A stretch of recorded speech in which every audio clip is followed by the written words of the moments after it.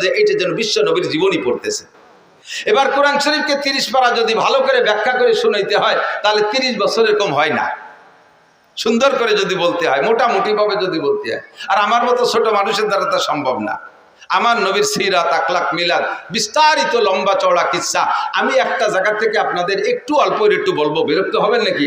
যেহেতু মাসটা চলে যাচ্ছে আর শেষ দিক চলে আসছি, নবী আলাইহিস সালাতু ওয়াস সালামের জন্মটা কেমন হলো একেবারে নবী আলাইহিস সালাম নিজেই বলেছেন, হুজুর নিজের জন্ম সম্পর্কে বলেছেন, শুধু নিজের না, 2.5-3 লক্ষ নবী রাসূল দুনিয়ায় এসেছেন, 2.5 থেকে 3 লক্ষ নবী রাসূল দুনিয়ায় এসেছেন, নির্দিষ্ট সংখ্যা কাহারও বলার কায়দা নেই। হুজুর বলেছেন কোন নবী রাসূল আদম আলাইহিস সালাম থেকে নিয়ে ওই নবী রাসূল পর্যন্ত তার পূর্বপুরুষের ভিতরে যেই সিরিয়ালে আসছে, এ পুরুষের থেকেও পুরুষ, ও পুরুষ থেকেও পুরুষ, এরকম না সিরিয়াল, একজন পুরুষও ব্যভিচার ছিল না। যেই মহিলাদের মাধ্যম দিয়ে উনি দুনিয়া আসছেন ওই নবী রাসূল, একজন মহিলা ব্যভিচারিণী ছিল না, একজন মহিলা জিনা করে নাই, একজন পুরুষও ব্যভিচার চরিত্রহীন ছিল না।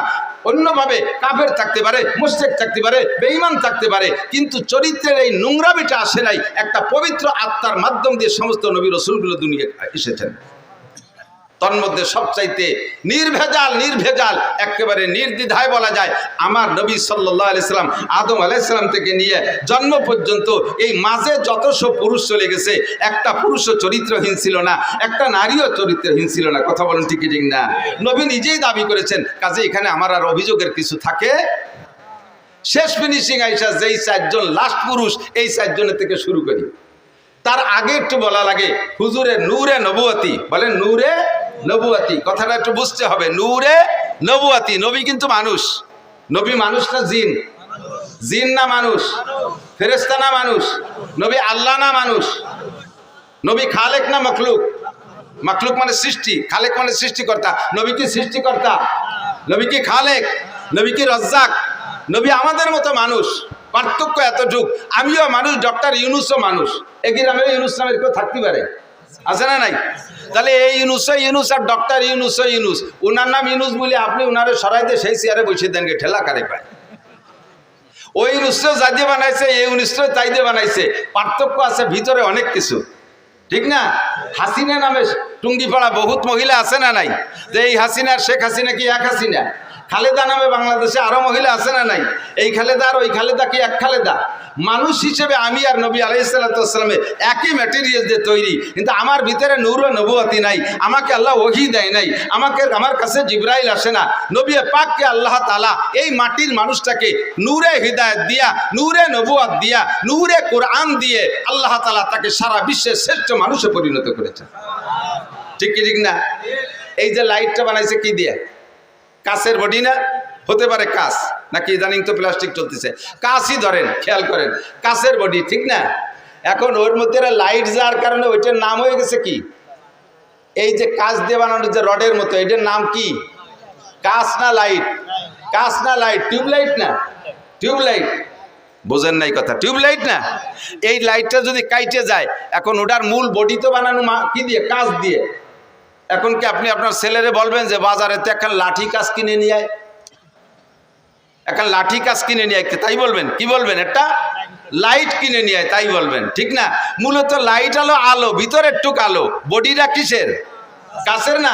আমার নবীকে আল্লাহ তাআলা মাটি দিয়ে বানাইয়া গোটা আদম জাতিকে দামি বানাই ফেলাইছে। নবী পাক মাটির মানুষ, ভিতরে নূরের লাইট, হিদায়াতের নূর, নবুয়তের নূর, কোরআনের নূর ঢুকাই দিয়া তাকে নূরের নবী বানাই দিয়েছে। কন্যা সুবহানাল্লাহ, ঠিক কিনা? এই নূরের আগমন শুরু হয়েছে কোন জায়গা থেকে? শেষ জামানায় হযরত ইব্রাহিম আলাইহিস সালামের ছেলে ইসমাইল থেকে শুরু হয়েছে। ইসমাইল আলাইহিস সালামের ভিতরে আল্লাহ তাআলা আমাদের নবীর আগমন উপলক্ষে এই নূরে নবুয়তিটা ফোকাস দিয়ে দিয়েছে। ইব্রাহিম আলাইহিস সালামের 2 ছেলে ইসহাক আর ইসমাইল। ইসহাক আলাইহিস সালামের বংশে বহু নবী, মুসা আলাইহিস সালাম, ঈসা আলাইহিস সালাম, দাউদ আলাইহিস সালাম, সুলাইমান আলাইহিস সালাম, তারপরে ইউসুফ আলাইহিস সালাম, এরকম হাজার হাজার নবী, লক্ষ লক্ষ নবী ইসহাক আলাইহিস সালামের বংশে জন্ম নিয়েছে। আর ইসমাইল আলাইহিস সালামের বংশে মাঝে কোনো নবী আছে কিনা তা আমার ভালো জানা নাই, তবে শেষ নবী একজনই শ্রেষ্ঠ নবী, মুহাম্মদুর রাসূলুল্লাহ সাল্লাল্লাহু আলাইহি সাল্লাম। ইসহাক আলাইহিস সালামের বংশে 2.5 লক্ষ নবীও যদি হয়, রাসূলও যদি হয়, সব নবী রাসূলকে এক পাল্লায় দিলে, আমার নবীকে আরেক পাল্লায় দিলে কোন পাল্লা ভারী হবে? ভয় পাচ্ছেন? কোন নবীরে খাটো করছি না, নবীরা তো অনেক উপরের। তারপরে আল্লাহ তাআলা যদি আমাদের নবীকে দামি বানাইছে, বা দেখো দা বুজুর্গ তুই কিসসা মুক্তাসার, আল্লাহর পরে এই জগতের সবচেয়ে দামি আমাদের নবী মুহাম্মদুর রাসূলুল্লাহ সাল্লাল্লাহু আলাইহি ওয়াসাল্লাম। কথা বলুন ঠিক কি ঠিক না? ইসমাইল আলাইহিস সালামের বংশে জন্ম নিয়েছে আমাদের নবী। আস্তে আস্তে আস্তে আস্তে ইসমাইল আলাইহিস সালাম থেকে নিয়ে প্রায় 30 পুরুষ পরে আইসা হুজুরের আব্বাজি আব্দুল্লাহ রাদিয়াল্লাহু তাআলা আনহু, হুজুরের তাওই দাদার বাপের নাম কি? দাদার বাপরে কি কয় আমাদের দেশে? তাওই। তাওই কয় না, দাদার বাপ তাওই বাপ, বুড়ো বাবা কয়।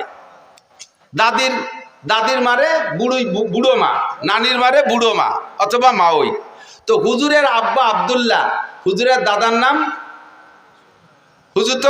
হুজুরের আব্বা আব্দুল্লাহ, হুজুরের দাদার নাম আব্দুল মুত্তালিব বলে জানি। আর আব্দুল মুত্তালিবের বাপের নাম হাশেম। নাম কি? এই হাশেম হুজুরের চতুর্থ পুরুষ, হুজুর থেকে নিয়ে চতুর্থ পুরুষ। এত সুদর্শন, এত হ্যান্ডসাম পুরুষ ছিলেন, আল্লাহু আকবার। কুরাইশদের নেতা ছিলেন, মক্কার নেতা ছিলেন, কাবাগরের জিম্মাদারি উনার হাতে ছিল। ইয়াং মানুষ, যুবক মানুষ। আল্লাহ, মক্কায় থাকতে উনার আরো কয়েকটা বিবাহ ছিল, সে সময় ততাধিক বিয়ে। এখনো তো সৌদি আরবওয়ালারা অনেক অনেক বিয়ে করে। তো উনার আরো বিবাহ ছিল, আরো সন্তানও ছিল। এই মক্কায় উনার স্ত্রী পরিবার পরিজন রেখে উনি গাজায়, ফিলিস্তিনের যে গাজা না বর্তমানে গাজা, এই গাজায় উনি ব্যবসার নিয়েতে মদিনা হয়ে গাজার দিকে রওনা দিয়েছে। তো মদিনায় যাওয়ার পরে মদিনার বাজারে যখন উনি ঢুকছে, তখন মদিনার বাজার দিয়ে দেখতেছে সবকিছু, তার মধ্যে দেখে পর্দা প্রসিদ্ধ তো নেই, সবই বেপর্দা। এই বেপর্দার ভিতর দিয়ে একটা মহিলাকে দেখলেন, তার চাল চলন, উঠা বসা, হাঁটা, তার কথাবার্তা একটু ব্যতিক্রম। অত্যন্ত শালীন, অত্যন্ত ভদ্র, দারুণ নম্র, একটু লাজুক লাজুক মনে হচ্ছে, অত্যন্ত রূপসী সুন্দরী। এই মেয়েটাকে দেখিয়া হাশেমের নজর পড়ছে, লোক লাগাইছে দেখো তো এই মেয়েটার অবস্থা কি, মেয়েটা কি বিবাহিতা না অবিবাহিতা, বিবাহিতা হলে বা বিধবা কিনা, তার স্বামী আছে না নাই। লোক লাগায় রায়বার লাগায় দেখা গেল যেই মহিলাটার স্বামী মানে বিবাহিতা মহিলা, 2টা বাচ্চা আছে, কিন্তু তালাক প্রাপ্তা, তালাক হয়ে গেছে, বর্তমানে স্বামী নেই। সুযোগ পেয়ে হাশেম প্রস্তাব দিলেন, তার কাছে বলো, আমার বাস্তবটা বলো, আমি কোন বংশের, আমি মক্কার মানুষ, আমি কুরাইশি মানুষ, আমি কাবা ঘরের জিম্মাদার, আমি কুরাইশদের নেতা, আমি বর্তমানে এই অবস্থা আছি, ব্যবসা বাণিজ্য আমার অনেক সুন্দর, আমার বাহ্যিক রূপ ও চেহারা দেখো, মেয়েটাকে বলো দেখতে, সে যদি আমাকে লাইক করে, পছন্দ করে, তাহলে আমি তাকে বিবাহের প্রস্তাব দিলাম, রাজি থাকলে তোমরা আমাদের বিবাহ পড়াই দাও। রায়বার যে সুন্দর করে বলার পরে মহিলা রাজি হয়ে গেছে, আচ্ছা ঠিক আছে আমি বিয়ে বলবো। যথারীতিতে বিয়ে হয়ে গেল। বিয়ে হয়ে যাওয়ার কারণে উনি তাৎক্ষণিকভাবে গাজায় চলে গেলেন না, মদিনায় কয়েকদিন অবস্থান করলেন, শ্বশুর বাড়ি, ওই মহিলার বাপের বাড়ি। সেখানে কয়েকদিন থাকার ভিতর দিয়ে আল্লাহর কুদরতি সিস্টেমে হাশেমের ভিতরে যে নূরে নবুয়তি চমকাচ্ছিল, ওই নূরে নবুয়তি ওই মহিলার গর্ভে চলে গেছে, মহিলা গর্ভধারিণী হয়ে গেছে। গর্ভ হয়ে যাওয়ার পরে উনি ওখানে স্ত্রীকে রেখে উনি গাজায় চলে গেছে।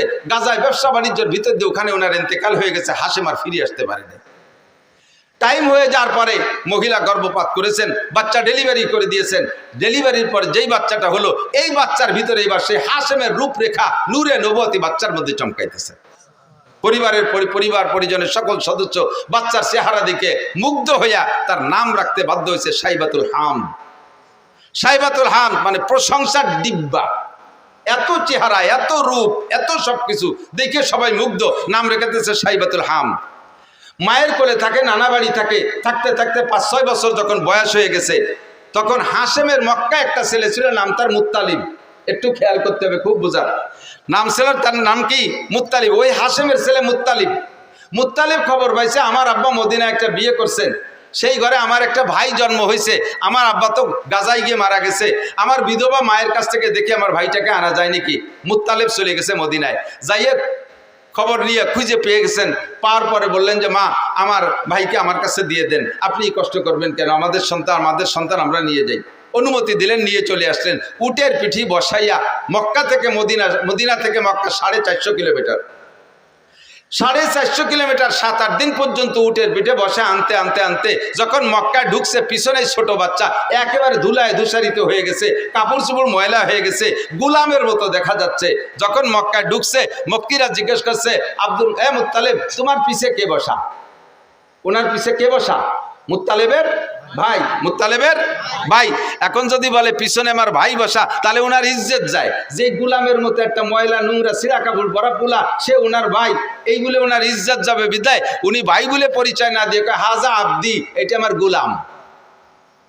তো গুলামের মালিক মুত্তালিব, মুত্তালিব হলেন মালিক, আর এইটা হলো সাইবাতুল হামদ হলো গুলাম।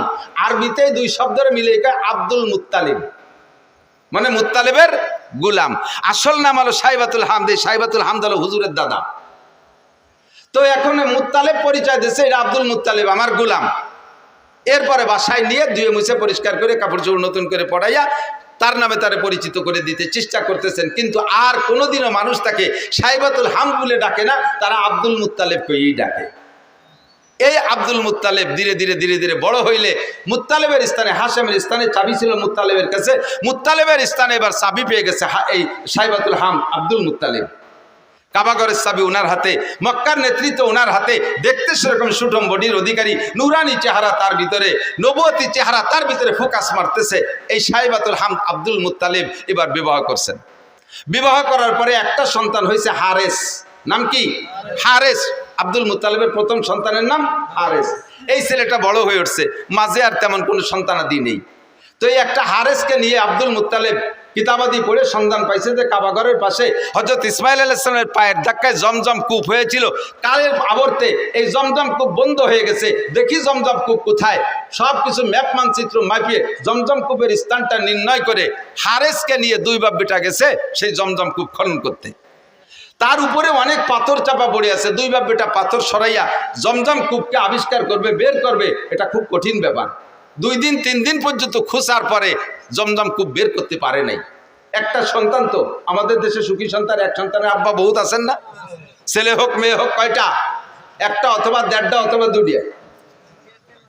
দেড়টা মানে ঠ্যাং একখান নাই, হাত একখান নাই, আজকন পঙ্গু হয়েছে, আর একটা পুরো।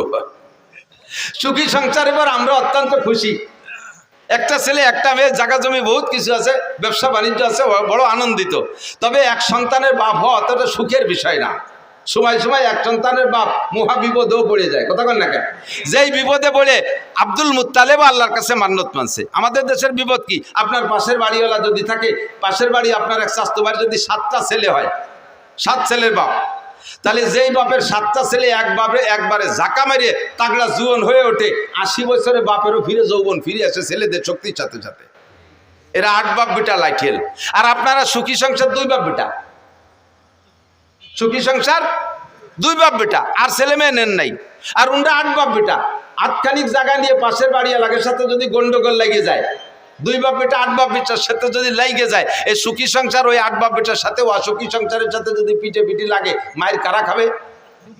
সুখী সংসার মায়ের খেয়ে শুয়ে যাবে না? কথা কয় না? 2 বাপ বেটারে বাল হইয়া 8 বাপ বেটা একেবারে দোড়া চাপের মতো টান টানের রাস্তায় শুয়াইতেছে, পুরো মাইরি ফেলে নাই, মরে নাই। তো বুড়ো এই 80 বছর বয়সে সুখী সংসারের বুড়ো মায়ের খাইয়ে টান টান হইয়া এখন লম্বা লম্বা হাই ছাড়ের গা। আর যদি 2 সাইডে থাকতো তাহলে এরকম জোড়া বাড়ি খাতাম না। আর 2 সাইডে থাকলি জোড়া বাড়ি খাইতাম না। বসছে কোন সময়? যে সময় ওনার পার্স পাতি সব শেষ। আর হাজারো চেষ্টা করলে 2 সাইডের বাপ হওয়া সম্ভব। আল্লাহ যদি দেয় সেটা তার ব্যাপার। অসময় আছে তুমি সুখী সংসারে দুঃখী সংসারে অনুভব করতে পারছো। হারেস সাইবাতুল হামদ আব্দুল মুত্তালিব সময় মতোই বুঝে ফেলাইছে যে আমার এই এক সন্তান দিয়ে জমজম কূপ খুঁজতে পারলাম না, যদি এরকম 8 বাপ বেটার সাথে কাজী ডাঙ্গে লাগিয়েই যায় তাহলে তো মায়ের খাইয়ে আসতে হবে। সাথে সাথে কাবাঘরের গিলাফদের মান্নত করছে, আল্লাহ যদি তুমি আমার 10টা পুত্র সন্তান দাও, যদি 10টা পুত্র সন্তান দাও, তাহলে একটা সন্তানকে আমি তোমার রাস্তায় এই কাবাঘরের পাশে জবাই করে দেবো, কুরবানি দেবো। এই সামান্যতের মান্যত চিনতে হতে পারেন। ওনার জন্য এই মান্যত পুরো করা ওয়াজিব, কিন্তু এমন মান্যত যদি এই সমাজে কেউ করেন, এই মান্যত পুরো করা ওয়াজিব না। অনেকে মানে, মারা, বিশেষ করে মারা মান্যত মানে সন্তান যদি অসুস্থ হয়ে পড়ে, কয় আল্লাহ যদি তুমি আমার বাবারে বাঁচাও, আল্লাহ আমার বাবার রোগ আমারে দিয়ে আমার বাবারে সুস্থ করে, এরকম করে মারা। নিজের রোগ, বাবার সন্তানের রোগ আমারে দিয়ে আমার বাবারে বাঁচাও, আমার হায়াত তারে দিয়ে আমার বাবারে বাঁচাও, যদি আমার বাবা বেঁচে যায়, আমার সন্তান যদি বেঁচে যায়, তাহলে আমি জীবিত অবস্থায় 7 দিন কবরে থাকবো। তাই দেখছো কিরম ঠেক। এরকম মান্যতের মশালা আমার কাছে আসে, মিথ্যে কথা বলতেছি না। এই কত যে আসে মাঝে মাঝে উদ্ভট মানে এই মান্যতের কথা। একজনের মান্যত মানছে, হুজুর আমি নিয়ত করছি কাবা ঘরে একটা হেরিকেন দেব। কাবা ঘরে গেছি মানে হেরিকেন লাগাই কোন জায়গা? বাঙালি হেরিকেন কাবা ঘরে চলে? এ মান্যত মানছে, আমি কি এর? এরকম কঠিন কঠিন প্রশ্ন। 7 দিন কবরে তাজা অবস্থায় থাকবো, থেকে দেখছেন একদিন? আরে মরার পরে একদিন থাকবো কিভাবে, সেই চিন্তায় ঘুম হয় না। মরার পরে কিভাবে কবরে থাকবো একদিন, সেই প্রথম রাতটা নিয়েই চিন্তা।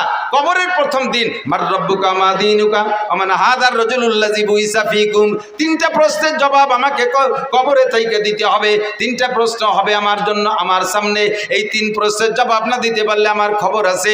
ওই রাতটা, ওই দিনটা, প্রথম দিন কবরের ওই সময়টা নিয়ে চিন্তা করে তাই রাতে বিছানায় পিঠ দিয়ে ঘুম আসে না টেনশনে। যারা চিন্তা করে কতক্ষণ না, ঠিক ঠিক না?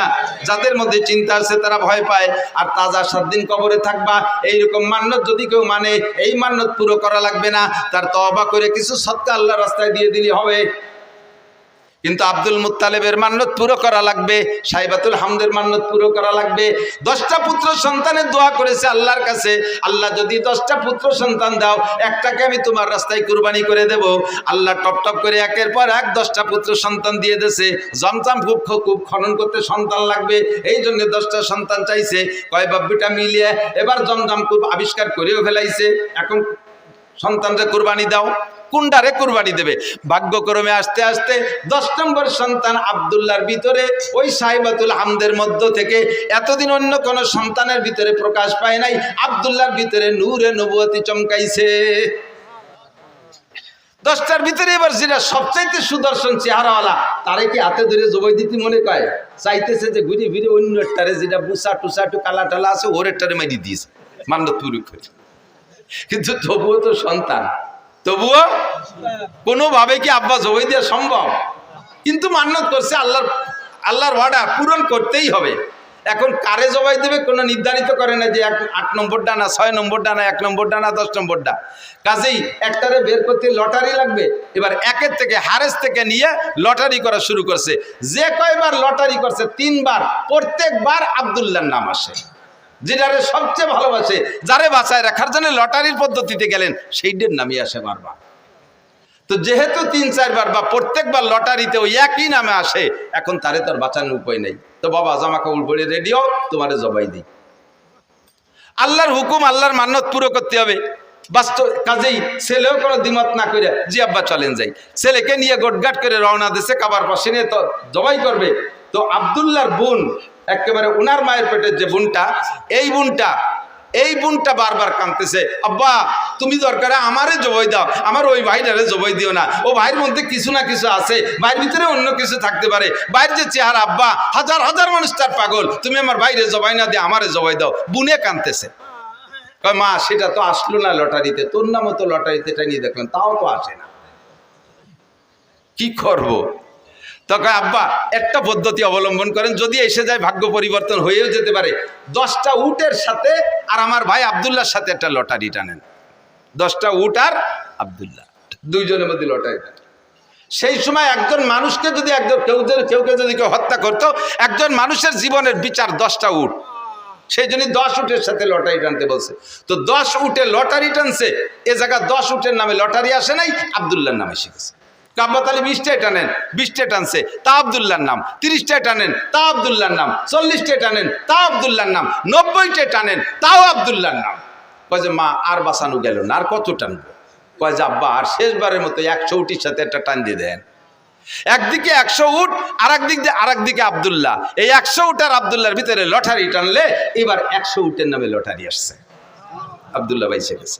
বলেন আল্লাহু আকবার। আল্লাহ নবী আলাইহিস সালামকে আল্লাহ তাআলা দুনিয়া আনতেছেন। সবাই টাকা দেওয়া যাবে না। আর দোয়াই দেখছো, গাই দোয়াইছো কোনোদিন?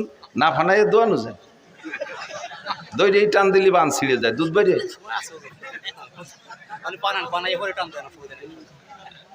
আল্লাহ একটু মিলাদ পড়ি না, মানুষ কয় যে কওমি হুজুররা মিলাদ পড়ে না, তাই মিলাদ পড়া শুরু হচ্ছে, তার মধ্যে এসে বাবা ঠেলি দিতেছে না বাবা। আর অল্প একটু ভরে তারপরে জায়গায় চলে যাবেন ইনশাআল্লাহ। আমি যত ভালো আজ করি আপনারা খুশি হবেন বা আপনাদের প্রয়োজন মেটবে, কিন্তু গাইরেস্টের যে চাহিদা আছে তা পূরণ না করলে আমারে খাতি দেবে না। আল্লাহ কষ্ট নিয়েন না। তো আব্দুল্লাহর জন্ম, আল্লাহ আব্দুল্লাহ বেঁচে গেলেন 100 উটের বিনিময়। সেই থেকে বিচার হলো দিয়াত কয় রে, দিয়াত কয় হদ দিয়াত। একজন মানুষকে মানুষ মারি ফেললে তার বিচার, তার যদি জান বাঁচাইতে হয় তাহলে 100 উট দিতে হবে, 100 উট বা সমমূল্য টাকা দিতে হবে। তাহলে একজন মানুষের হত্যার বিচারে উটের সম্পদে অর্থের মাধ্যমে মীমাংসা হয়ে যাবে। সেই থেকে 100 উট জারি হয়ে গেছে। কোরআনের বিচারে এখনো তাই, সে বিচার হুজুরও জারি রাখছে যে একজন মানুষের হত্যার বিচার হবে 100 উট। তো খাজা আব্দুল্লাহ বেঁচে গেলেন। এবার আব্দুল্লাহর ভিতরে নূরে নবুয়তি চমকাইতেছে। যেদিকে যায় সেদিকে মানুষ আব্দুল্লাহর দিকে তাকায় থাকে, যেদিকে যায় সেদিকে নারীর আব্দুল্লাহর দিকে তাকায় থাকে। এবার এই করতে করতে ধীরে ধীরে আব্দুল্লাহর বয়স হয়ে গেছে, বিয়ের বয়স হয়ে গেছে। আব্দুল্লাহকে বিয়ে দেওয়ার জন্য আব্দুল্লাহর বাপ আরো সবাই মিলে চেষ্টা করতেছে, মাইয়ে খুঁজতেছে। খুঁজতে খুঁজতে আব্দে মুনাফের একটা মেয়ে, মেয়েটা বড় রূপসী, মেয়েটির নাম আমেনা, মেয়েটির নাম আমেনা। এই রায়বারের মাধ্যমে ঘটকালি করে সেই বাড়ি বিবাহের উদ্দেশ্যে আব্দুল্লাহকে নিয়ে চলতেছে। পথিমধ্যে এক এহুদি মহিলা এই আব্দুল্লাহকে দেখা সকলের ভিতরে থেকে ডেকে একটু এদিকে আনছে, ভাই একটু এদিকে আসবেন, ডেকে নিয়ে গেছে। ভাই আপনাকে 100 উট দেবো, আপনি আমার সাথে একটু জীবন দেবেন, আমাকে আপনার বডিটা দেবেন, আপনার দেহটা আমাকে দেবেন 100 উটের বিনিময়ে, রাজি আছেন? আব্দুল্লাহ বলতেছে, সাবধান, আর কখনো ফার্দার এমন চরিত্র নষ্ট হওয়ার কথা বলবা না। আমি জীবনে কোনোদিন আমার চরিত্রে একটা তিল পরিমাণ দাগ লাগাইতে দেই নেই, আমার পূর্বপুরুষের ভিতরে এই বদনাম নাই, আর তুমি এমন নোংরা প্রস্তাব দিচ্ছ আমাকে। ধমক দিছে। মহিলা ভয়তে কথা বলে নাই, কিন্তু মহিলার উদ্দেশ্য খারাপ ছিল না, তার উদ্দেশ্য অন্যভাবে ছিল ভালো। এবার আব্দুল্লাহ চলে গেছেন বিবাহের অনুষ্ঠানে, শ্বশুর বাড়ি চলে গেছে, বিয়ে হয়ে গেছে।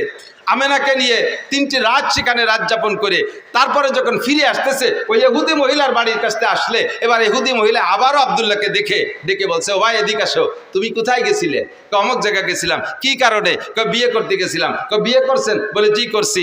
স্ত্রীর সাথে রাত যাপন করেছেন? বলে জি তা করেছি। সব আপনার চেহারায় ফুটে উঠতেছে, যেই নূর নিয়ে আপনি এখান দিয়ে গিয়েছিলেন সেই নূর আর এখন এদিকে আসে নাই, আপনার সেই চেহারা নাই, আপনার সেই নূরানি চেহারা কোনো না কোনো নারীর গর্ভের ভিতরে রয়ে গেছে।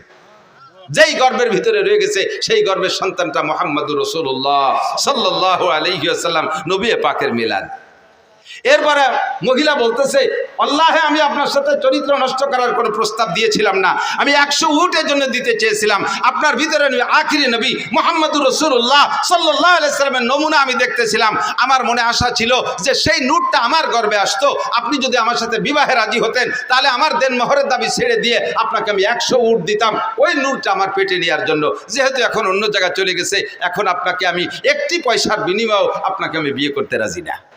আব্দুল্লাহ থেকে চলে গেছে আমিনার গর্ভে। সময় পুড়ে গেল, নবী আলাইহিস সালাতু সালামের জন্ম হবে।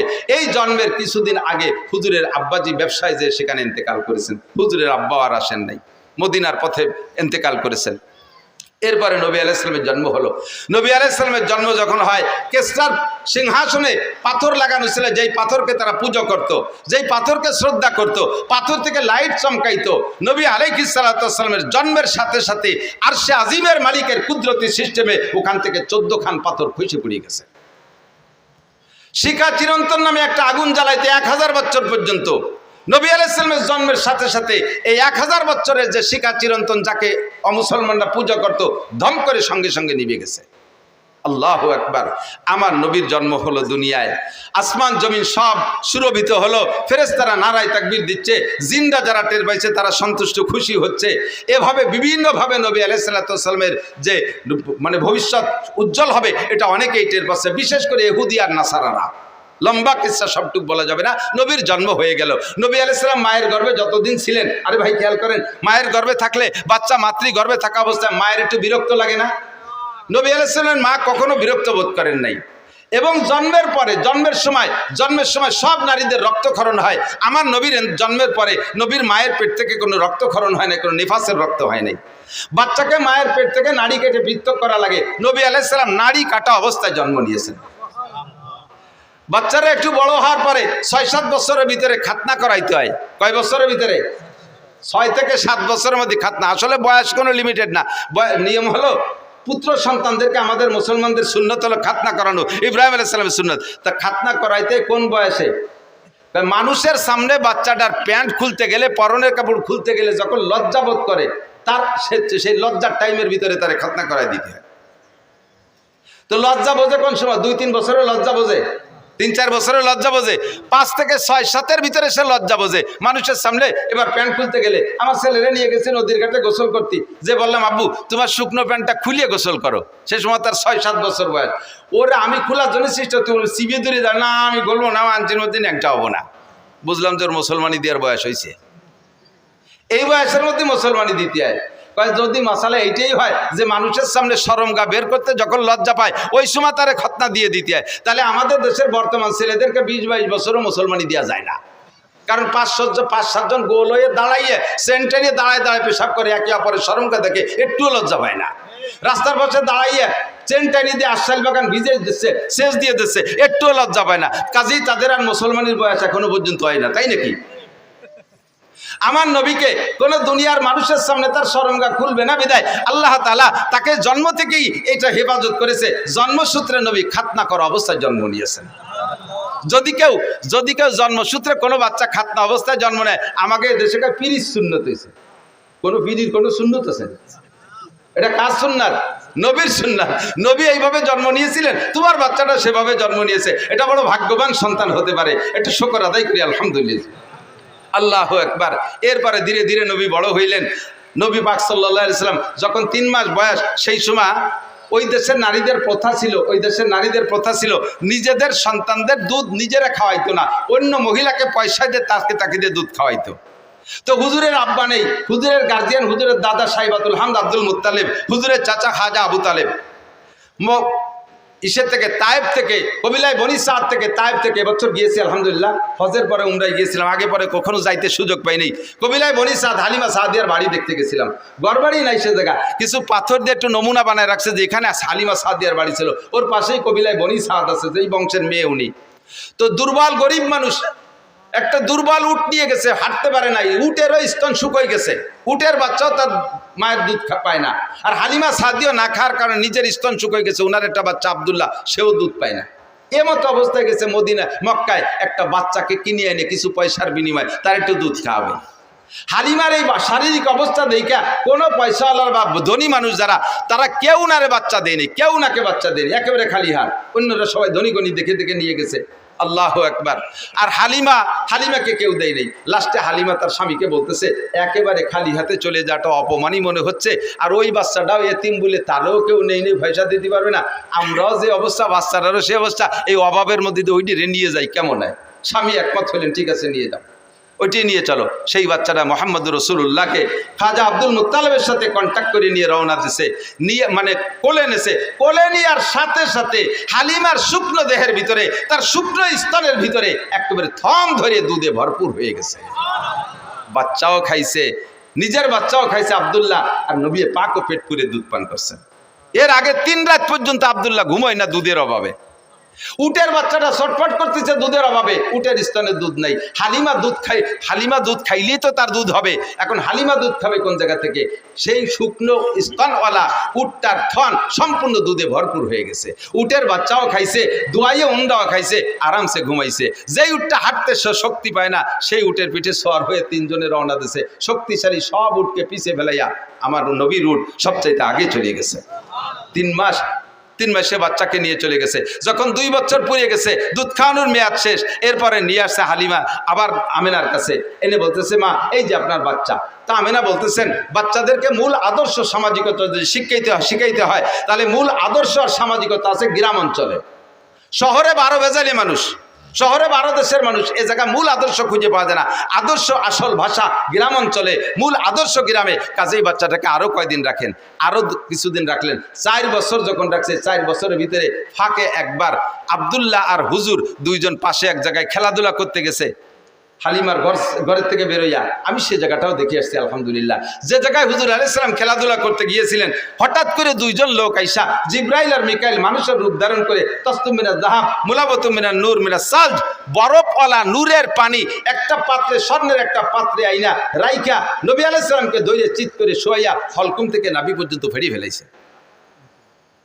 এই ফাড়া দেখা আব্দুল্লাহ দৌড়ে চলে গেছে মার্গ মা দুইটা লোক আইসা আমার বাইরে বুক পড়ি বেলাইছে আমার বাইরে বাইরে বেলাই দিল হালিমা আর তার স্বামী দুইজন পাগলের মতো দৌড়ে গেছে যে দেখে যে নবী আলাইহিস সালাম পড়ে আছে এর ভিতরে কাজ সারি চলে গেছে অপারেশন হয়ে গেছে বুক ফাইড়া কলিজা বের করে হাড় লাঞ্চ বের করে ওই পানি ঠান্ডা পানির মধ্যে ভিজাইয়া ভালো করে নাড়াচাড়া করে সুন্দর করে ধুয়ে মুছে পরিষ্কার করে কলিজার ভিতরে আরেকটা অপারেশন করছে তার ভিতরে ছোট্ট একটা রক্তের টুকরা ছিল ওইটারে বের করে ফেলেছে এইটা হলো নফস